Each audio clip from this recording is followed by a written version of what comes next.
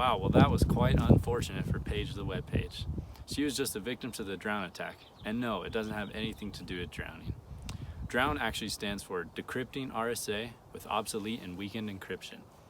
This attack happens when your OpenSSL implementation is still using SSL version 2. In the drown attack, the hacker acts as a man in the middle by decrypting sessions between the client and server. This is not easy to pull off.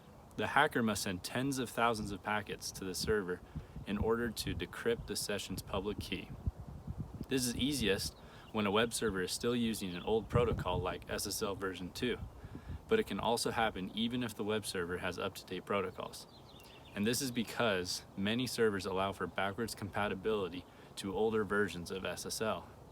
Web servers and email servers are most vulnerable to the drown attack if they still have certificates that utilize the older SSL version 2 protocol. Besides the risk of drowning in a pool and ruining some perfectly good clothes, there are a few other risks and negative impacts of a drown attack. The primary risk from a drown attack is the leak of sensitive information, such as customer data, trade secrets, sensitive documents, business strategies, or internal emails. This leak of information leads to financial repercussions, including revenue loss, sinking share prices, and large regulatory fines, making it very difficult for a company to stay afloat. A breach will also inevitably lead to a loss of customer trust, which will put any company in real deep water. One other serious risk of a drown attack is that once the attacker has access to the private key, they can use that same key to target other servers within an organization. Why should Paige the web page and others be listening?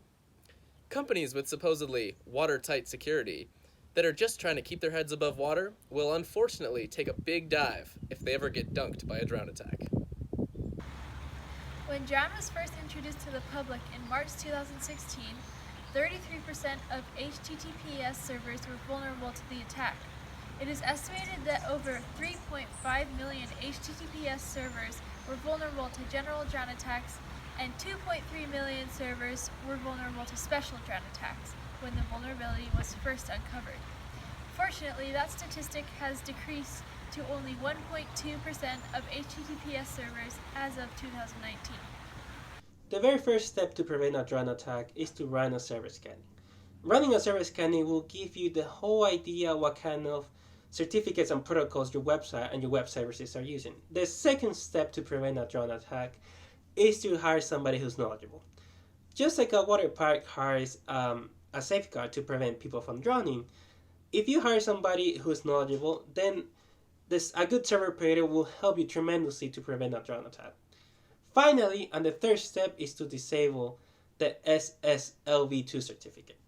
If you disable this particular certificate and you keep your certificates up to date, then your web services and your website should be secure from a drown attack.